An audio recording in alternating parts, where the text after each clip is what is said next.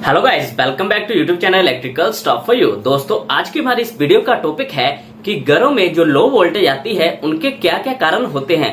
दोस्तों, आपने देखा होगा कि कई बार क्या होता है कि जो हमारा 100 वाट का या 60 वाट का बल्ब है वो बड़ा ही डिम सा ग्लो करता है। और कई बार होता क्या है कि जो हमारा पंखा है वो भी स्लो स्पीड में घूमना शुरू हो जाता है, जबकि जो एक्चुअल स्पीड उसकी होती है वो तेज होती है। मतलब वो पहले तेज घूम रहा होता है, फिर वो स्लो स्पीड में घूमना शुरू कर देता है। अब दोस्तों, इनका जो मुख्य कारण है क्यों ये स्लो घूमता है और क्यों जो हमारा बल्ब है वो डिम जलता है, उसका कारण है लो वोल्टेज होना। तो आज के इस वीडियो में हम इसी के बारे में बात करेंगे कि जो हमारे घरों में लो वोल्टेज आती है उनके क्या क्या रीजंस है, क्या क्या मुख्य कारण है, किस वजह से जो वोल्टेज है वो कम हो जाती है। हम इसके बारे में डिटेल में बात करेंगे। तो चलिए दोस्तों, वीडियो को शुरू करते हैं।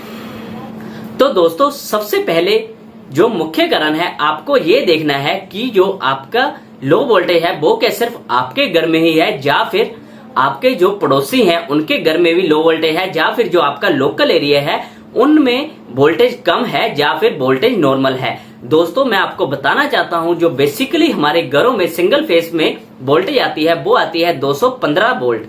ठीक है दोस्तों, बट जब दोस्तों हमारी वोल्टेज कम होती है तो ये 180 से लेके 170 वोल्टेज तक कम हो जाती है, जिसके कारण सारे अप्लायंसेस अच्छे से काम नहीं कर पाते और पंखे वगैरह धीरे घूमना शुरू हो जाते हैं। तो आपको सबसे पहले ये देखना है कि जो वोल्टेज कम है वो सिर्फ आपके घर में ही कम है या फिर पूरी लोकेलिटी में कम है।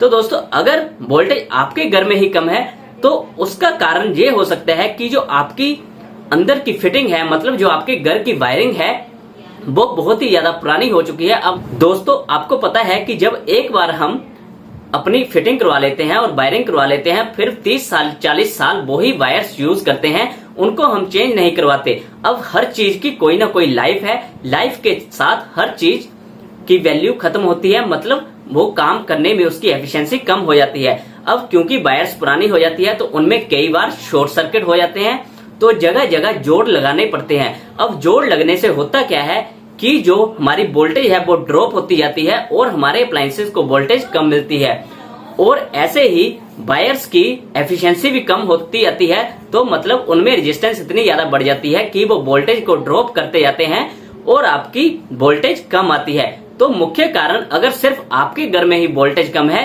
तो ये हो सकता है कि जो आपकी वायरिंग है वो खराब हो चुकी है। तो ऐसे में आपको करना क्या है कि आपको अपनी वायरिंग चेंज करवा लेनी चाहिए। आपको पुरानी वायर्स निकलवाकर नई वायर्स डलवा लेनी चाहिए, फिर आपकी वो जो वोल्टेज की समस्या है वो दूर हो जाएगी।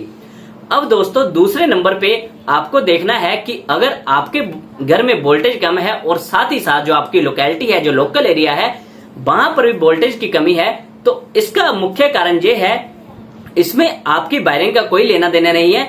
अब जो आपकी वोल्टेज कम है, जो आपकी पावर डिस्ट्रीब्यूशन कंपनी है जो आपको पावर देती है, उन्हीं की वजह से जो आपके घर में है वो वोल्टेज कम आ रही है, क्योंकि पूरी लोकेलिटी में वोल्टेज कम आ रही है।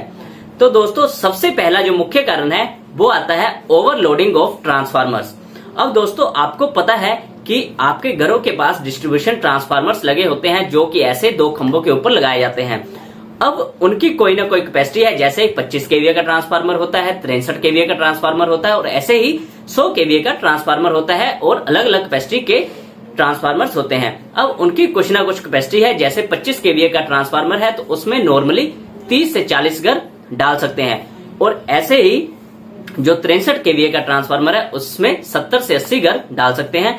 तो अगर आप मान लीजिए आपके घर के पास जो ट्रांसफार्मर लगा है वो 63 केवीए का है और उस पर जो लोड चल रहा है वो 63 केवीए की जगह, सॉरी, जो उस पर हमने घर डाले हैं वो 70-80 की जगह हमने 150 घर डाल दिए हैं। तो अब आपको सिंपल सी बात है, आपको खुद ही समझ आ रहा है कि जो आपका ट्रांसफार्मर है वो ओवरलोडेड है, मतलब उस पे जो कनेक्टेड घर है वो इतने ज्यादा है कि वो उनको सप्लाई कर रहा है, तो उसकी जो वोल्टेज है वो लो हो जा रही है, क्योंकि उस पे ओवरलोड होने के कारण जो वोल्टेज है वो ड्रॉप होती जाती है और आपके घरों में और पूरी लोकेलिटी में जो वोल्टेज आती है वो कम आती है।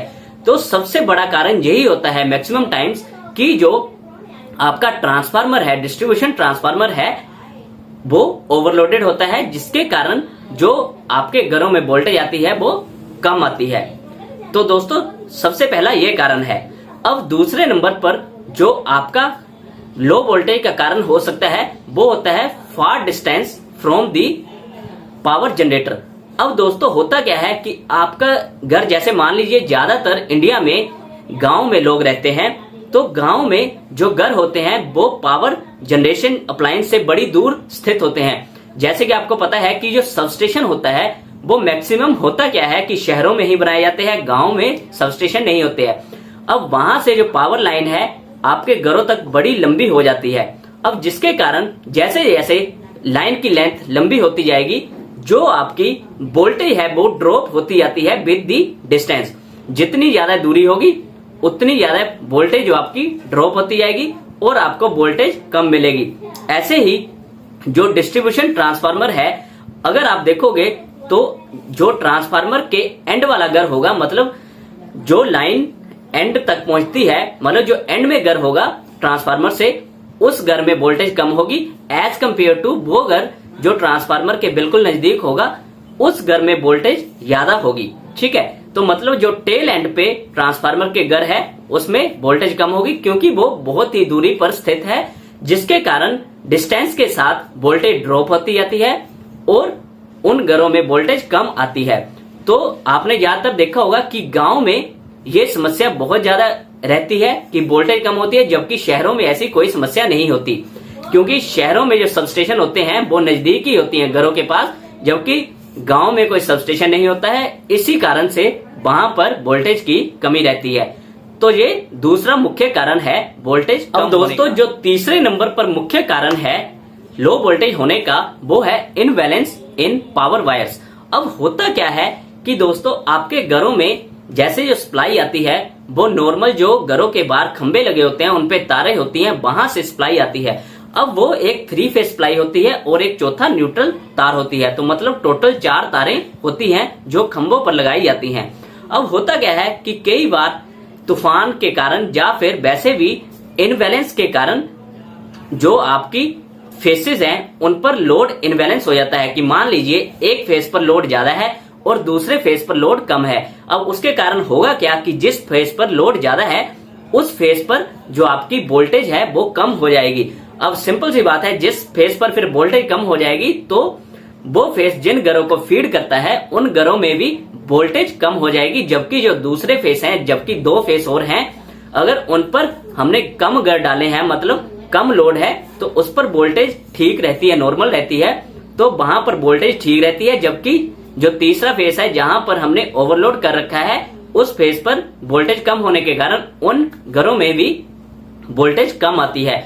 और दूसरा कई बार कारण ये हो जाता है कि आपकी जो 2 तारें हैं कि ऐसे मान लीजिए एक फेस और न्यूट्रल आपस में लिपट जाती हैं, तो उसके कारण भी होता क्या है कि उस पर्टिकुलर फेस का जो वोल्टेज होगी वो कम हो जाएगी। ये भी एक रीजन है जिसके कारण वोल्टेज कई बार कम हो जाती है।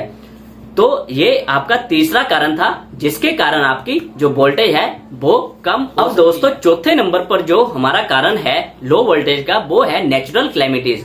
अब कई बार होता क्या है कि मौसम इतना खराब हो जाता है जिसके कारण भारी तूफान के कारण हमारे पेड़ टूटकर तारों के ऊपर गिर जाते हैं, तो वो भी एक रीजन है जिसके कारण हमारे घरों में वोल्टेज कम आती है। अब होता क्या है कि पेड़ आपकी तारों के ऊपर गिर जाएगा जिसके कारण वो तार ग्राउंड हो जाती है, तो वहां पर एक ढंग की वोल्टेज ड्रॉप होनी शुरू हो जाती है। तो जो वोल्टेज आपके घरों को आनी थी वो वहां पर ही ड्रॉप हो जा रही है, जिसके कारण आपके घरों में जो वोल्टेज आती है वो कम हो जाती है। ऐसे ही कई बार लाइटनिंग होती है, मतलब बिजली गड़कती है, जिससे जो आपके ट्रांसफार्मर का फ्यूज भी उड़ जाता है, एचटी का फ्यूज उड़ जाता है, तो वो भी एक कारण है जिसके कारण आपके घरों में जो वोल्टेज आती है वो कम आती है। तो ये आपका चौथे नंबर का कारण था जिसके कारण आपके घरों में वोल्टेज कम आती है। दोस्तों इसके अलावा आपने कई बार देखा होगा कि अगर आपके घर के साथ कोई वेल्डिंग की दुकान है, जब वो वेल्डिंग करता हो तो उस टाइम आपकी जो पंखे की स्पीड है वो स्लो हो जाती है, मतलब आपकी वोल्टेज कम हो जाती है, क्योंकि एक वेल्डिंग हाई लोड का डिवाइस है। तो जब वो ऑन होता है तो वो सारी का सारी वोल्टेज अपनी की तरफ खींच लेता है, जिसके कारण जो बाकी अप्लायंसेस होते हैं वहां पर जो वोल्टेज है वो कम हो जाती है, जिसके कारण जो आपके पंखे वगैरह हैं वो स्लो घूमना शुरू हो जाते हैं। तो ये भी एक मुख्य कारण है। ऐसे ही आपने कई बार देखा होगा कि गांव में जो घास कुतरने वाली मशीन होती है, मतलब टोके वाली मशीन, तो उस पे मोटर लगी होती है। जब आप उस मोटर को ऑन करते हो तो आपने देखा होगा कि उसी टाइम जो आपके बल्ब होते हैं वो डिम हो जाते हैं, क्योंकि जो मोटर होती है वो लार्ज वोल्टेज अपनी तरफ खींच लेती है, क्योंकि वो हाई कैपेसिटी का डिवाइस है। तो उस कारण से भी वोल्टेज कम हो जाती है। जब आप उस मोटर को बंद कर देते हो फिर आपकी जो वोल्टेज है वो नॉर्मल हो जाती है। तो ये कुछ मुख्य कारण है जिसके कारण आपके घरों की वोल्टेज कम हो जाती है। दोस्तों, सबसे पहला जो मैंने आपको कारण बताया कि जो आपकी घर की वायरिंग है उसके कारण भी आपकी वोल्टेज कम हो सकती है, तो वो तो आप कोई भी प्राइवेट इलेक्ट्रिशियन बुलाकर उसे ठीक कर सकते हो। बट अगर इसके अलावा जो मैंने 4 कारण और बताए, अगर उसकी वजह से आपके घर में वोल्टेज कम है तो आपको सिंपल करना क्या है, आपको अपनी जो बिजली कंपनी है वहां पर जाकर कंप्लेंट लिखवानी है कि आपके घर में वोल्टेज की समस्या है, तो वो खुद ही खुद लाइन को चेक करके इस समस्या को रेक्टिफाई कर देंगे और आपके घर में वोल्टेज इंप्रूव हो जाएगी। तो दोस्तों, आई होप आपको ये वीडियो यूजफुल लगी होगी और आपको बहुत कुछ सीखने को मिला होगा। तो दोस्तों, अगर आपको ये वीडियो अच्छी लगी हो तो इसे लाइक और शेयर जरूर करें और ऐसी और वीडियोस के लिए मेरे चैनल को सब्सक्राइब जरूर कर लें। Thank you guys.